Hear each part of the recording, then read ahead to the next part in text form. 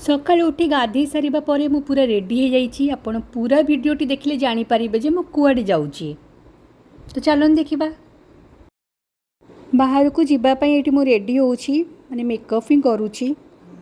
So this is my final look. बाहर को जिबा पूर्व तो भगवान को प्रे करबा कथा एटी मु प्रे भी करि देइथिली। मामा रे मुरे भी बाहरी पड़लु ओटे थ्रेड सेरेमनी अटेंड करबा पई। बादाम नहीं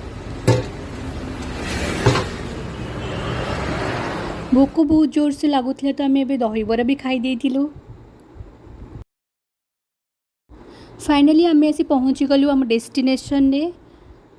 देन भोजी भी खाई देइथिलु।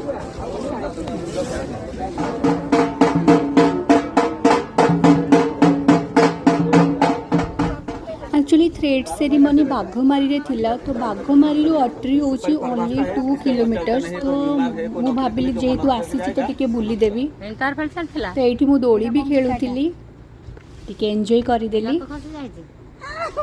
ना ठीक अछि भलो अछि।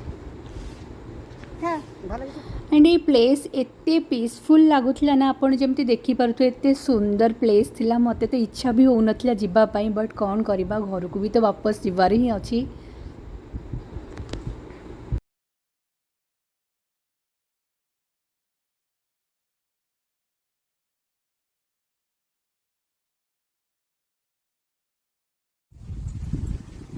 एठी मु टिके स्टाइल मारी दउथिली।